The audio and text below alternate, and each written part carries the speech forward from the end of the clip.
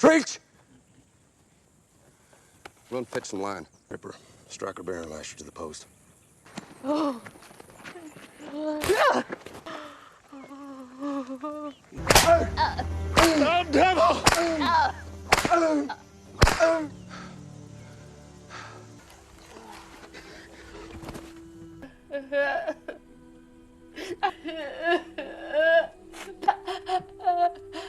There was a time when human life was considered worth less than that of animals, and in that cruel era lived Solomon Northup in New York, a free African-American man who was living a peaceful life with his wife and 2 children. Solomon was not only a good man, but also a highly skilled violinist, and one day a friend introduced him to 2 white men, Brown and Hamilton, who offered him work, asking him to travel with them to Washington to play the violin for a show, promising $1 a day and $3 at night, which was a very large amount at that time, and tempted by the offer, Solomon agreed and began the journey with them. That evening, the 3 went to a restaurant, ate food, drank alcohol, laughed and talked, but the next morning Solomon woke up in a dark room with his hands and feet chained, and he immediately realized that something had been mixed into his drink the night before. Soon, 2 strangers came to him, and Solomon kept saying that he was a free man from New York, but they refused to believe him, and instead accused him of being a runaway slave from Georgia. And when he protested, he was brutally whipped. Solomon was not alone there. Many other black people were imprisoned, including a woman with her son and daughter, and all of them were packed onto a ship and taken somewhere else. During the night, while everyone was asleep, a white man came to that woman,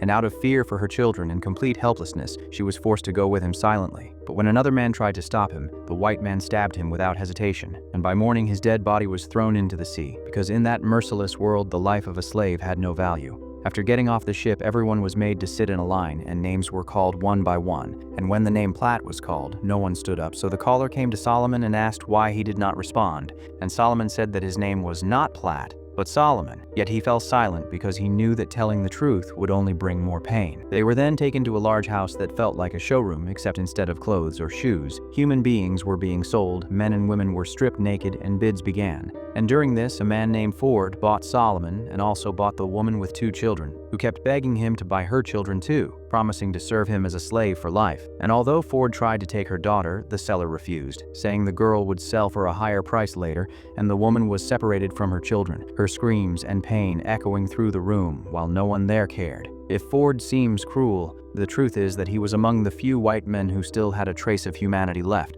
But Solomon's identity was now erased, his name changed to Platt, his real name and real life buried. Their daily life was filled with cutting wood, preparing it, and exhausting labor on the plantation. And although Solomon was educated and intelligent, he tried hard to hide it, yet his abilities still showed through. And seeing Ford's relatively gentle nature, Solomon began to hope that one day he might earn his trust and somehow reunite with his family. The plantation often struggled with transporting heavy logs, and one day Solomon suggested that sending them by water would allow them to travel long distances more easily, saving both labor and cost, but at first no one believed him. But Solomon Northup insisted that the river was 10 to 12 feet deep and that the logs could easily be transported across it, and William Ford gave him a chance to form a team and prove it. And Solomon succeeded, impressing Ford so much that he gifted him a violin. However, this success only enraged the supervisor John Deepens, not because Solomon had done something wrong, but because he had done something right. And later, when Solomon built a wooden structure, Deepens falsely accused him of poor workmanship. And Solomon calmly replied that if there was any mistake, it was in the instructions, which instantly infuriated Deepens, who pulled out his belt and ordered Solomon to remove his clothes. But at that moment, the overseer Chapin arrived and separated them, asking what had happened. And Solomon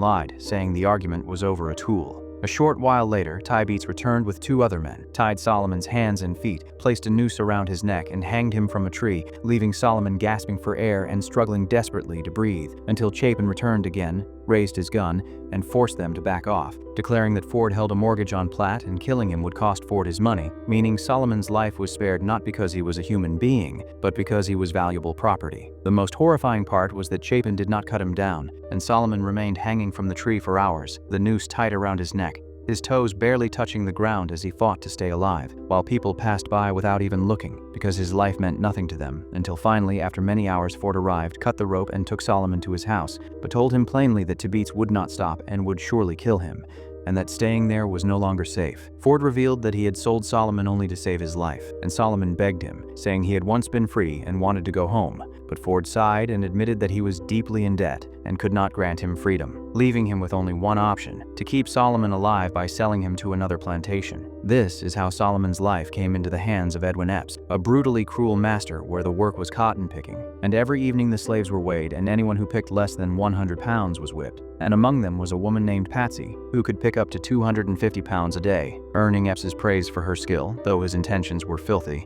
because for slaves there was no concept of respect or dignity, and the master used them however he pleased. One night, when everyone was exhausted and trying to sleep, an order came to get up and dance, and all the slaves were taken to Epps's house, something common for them because whenever the master wished, they had to dance, no matter how brutally they had worked all day, as even their moments of rest did not belong to them. And while they were dancing, Epps's wife stormed in angrily, grabbed a bottle and smashed it across Patsy's face, making her scream as blood poured down, because she knew her husband lusted after Patsy, and in jealousy and rage she demanded Patsy be sold. But Epps refused, for reasons that were painfully clear, as he wanted to use her in his own way. And one day, as Epps's wife sent Solomon to the market, she suddenly asked him, "You don't know how to read or write, do you?" Solomon Northup lied and said no, and she snapped back that it was better that way, telling him that his only purpose was to be a slave, and that if he tried to do anything else, he would be whipped. On his way to the market, the thought crossed Solomon's mind to run away, and he turned toward the forest. But after going only a short distance, he saw white men hanging slaves from trees, and they stopped him, asking where he was going and who his master was. And Solomon quickly replied that he was going to the market and that his master was Edwin Epps. They checked the tag hanging from his neck, a small metal plate like a dog's collar, and then let him go, while the other slaves were not so fortunate and were brutally killed on the spot. And Solomon understood that trying to escape could cost him his life, so he went straight to the market, bought the supplies, and returned because he wanted to survive, and still hoped that one day he might see his family again. Years passed, and the life of slavery dragged on with nothing but pain, beatings, and humiliation. And Patsy's condition was even worse, as Epps forced himself on her every night, and she was completely powerless. One night Patsy came to Solomon holding a stolen ring that belonged to the mistress, handed it to him, and said, "Keep this, but in return I need one favor." And when Solomon asked what it was, Patsy, with tears in her eyes, said, "Kill me, take me to the field and drown me in the water. I have nothing left to live for, no future, no hope. I only want death," leaving Solomon stunned as he refused, saying he could not do that. But Patsy begged again, saying that if she could not buy her own death, then let it be given as a gift, and Solomon firmly refused, after which Patsy silently walked away, her silence saying everything. Meanwhile, for 2 straight years the cotton crops failed, causing Epps heavy losses, and after suffering badly he sent all his slaves for some time to a judge's sugarcane plantation, where Solomon got a chance to play the violin at a wedding and earned a little money. But after some time they were all sent back to Epps's plantation, and the same cruel routine began again, a daily target of 100 pounds of cotton, and whoever fell short was whipped, and Solomon often failed to meet the target and was beaten severely. During this time a new laborer arrived at the plantation, not a slave but a poor white man working for wages, and even here the discrimination was clear, because black slaves were beaten if they missed the target, while that white laborer picked only 29 pounds and was not punished at all, and slowly he began to mix with the slaves, until one day Solomon approached him and said, "I need to write a letter, and you must send it, and in return I will give you the money I earned at the wedding." And the man agreed, took the money,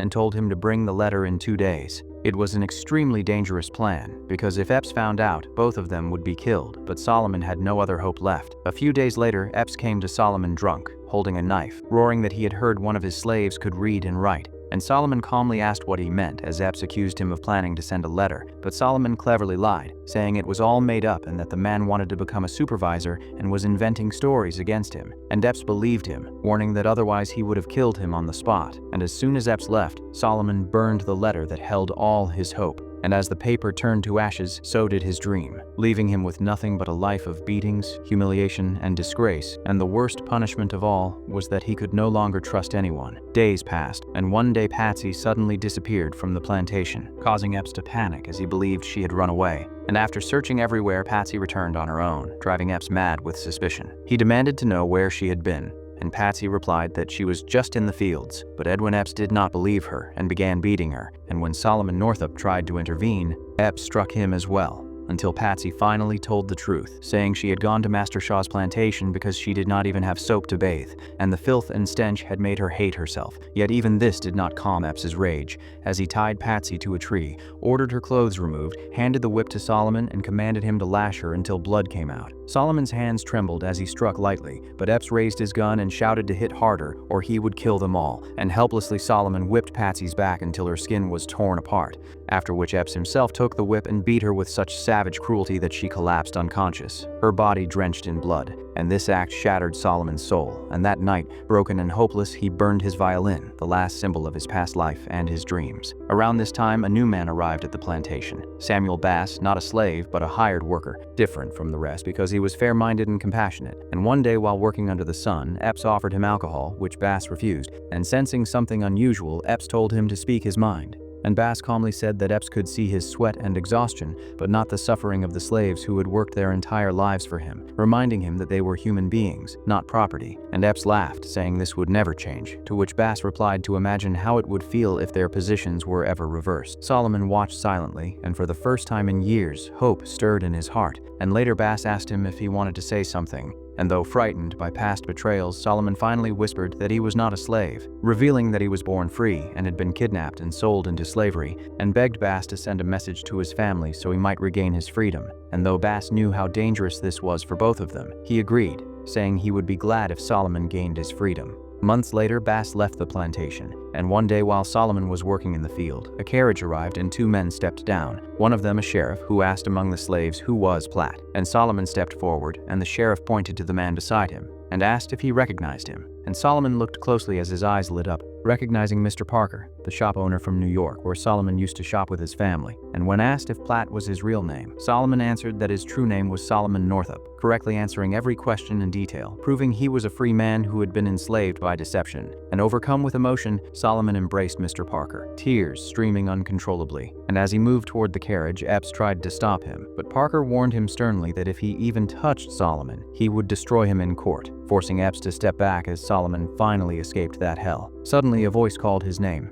and Solomon turned to see Patsy, who ran to him and embraced him, crying because she knew this was their last meeting, as Solomon was going free, while she remained trapped in the same hell of endless labor, beatings, and humiliation. And at last Solomon returned home, but everything had changed. His children were grown, his daughter was married, and he had a grandson. And after 12 long years, Solomon Northup broke down in his family's arms as joy, pain, and tears poured out together, bringing the story of 12 years a slave to its heartbreaking close.